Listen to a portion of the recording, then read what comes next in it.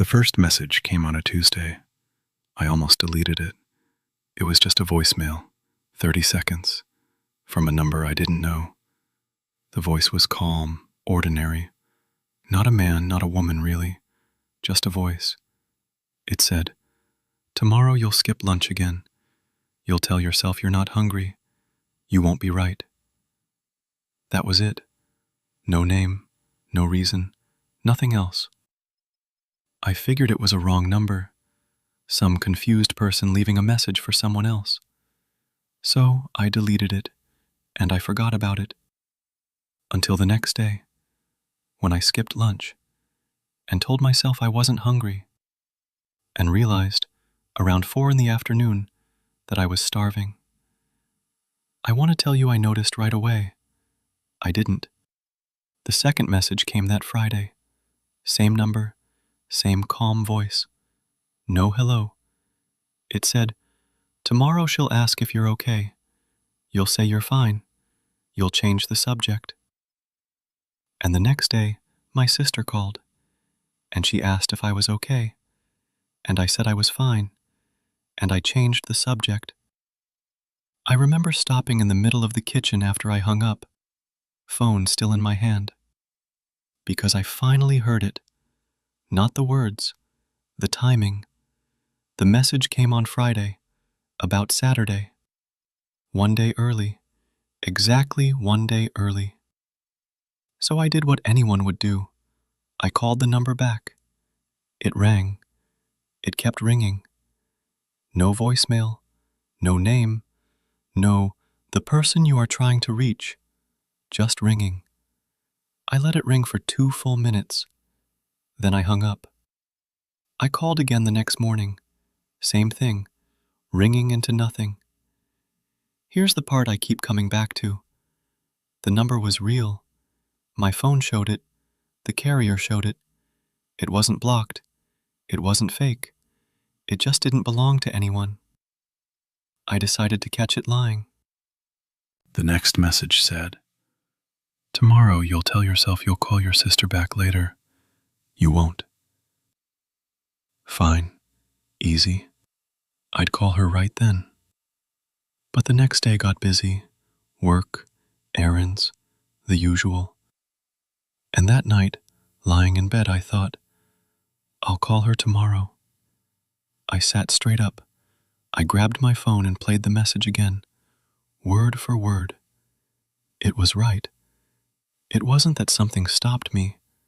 Nothing stopped me. I just did the thing I always do. And that's when it started to feel different. Because the voice wasn't telling me what was going to happen in the world.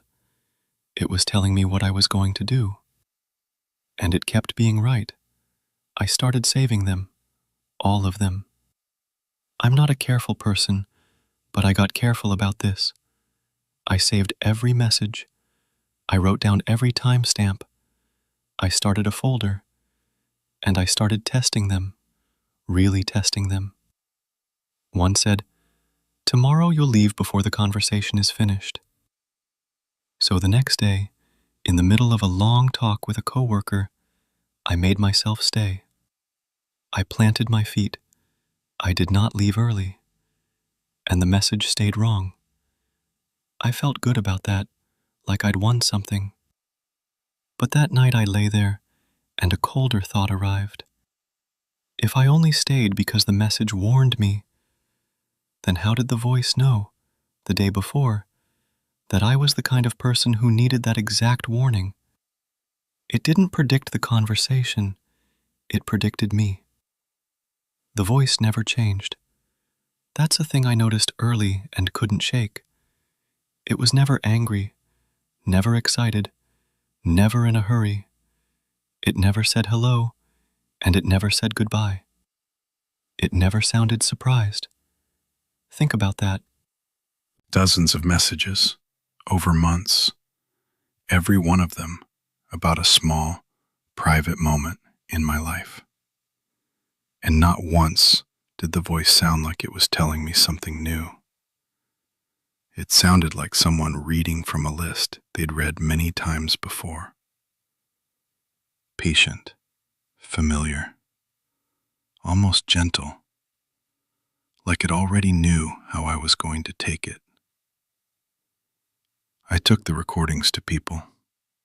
That was the test I trusted most. If I was imagining things, other people would hear something different. Or nothing at all. They heard exactly what I heard. Same voice, same words, same flat, calm tone. No static, no hidden sounds, nothing strange in the audio at all. But that wasn't the part that got to me. The part that got to me was what they said after. My coworker listened to one and gave a little laugh. Not a mean one. He said, "Yeah, that's you though. You do that." My sister listened to two of them and got quiet. Then she said, "That's exactly what you'd say, word for word." Nobody was frightened by the voice. They were just nodding along. Because the voice was describing a version of me that everyone could see. Everyone except me. I tried to trace the number properly after that. I called the phone company. I asked for a supervisor.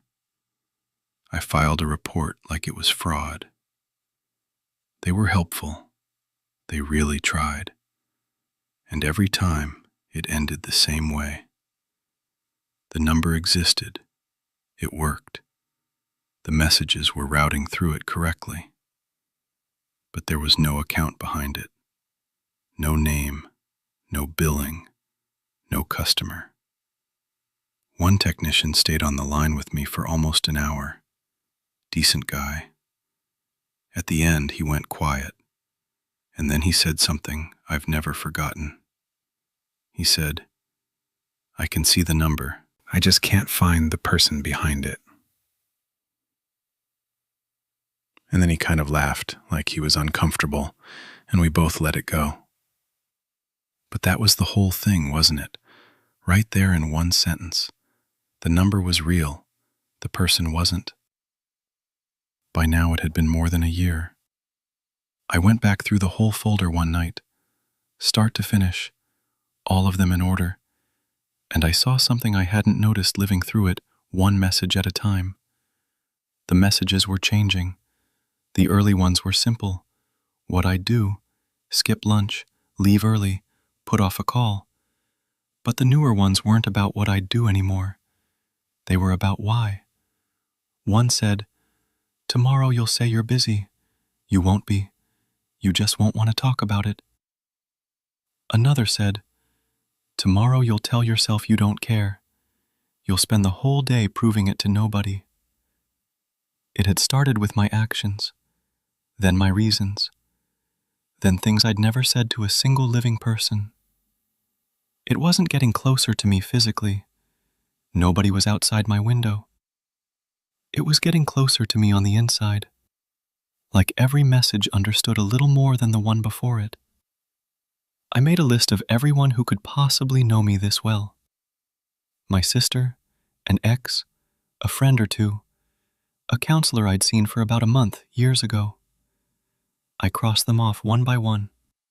Not because I caught them, because it wasn't possible. No single person knew all of this.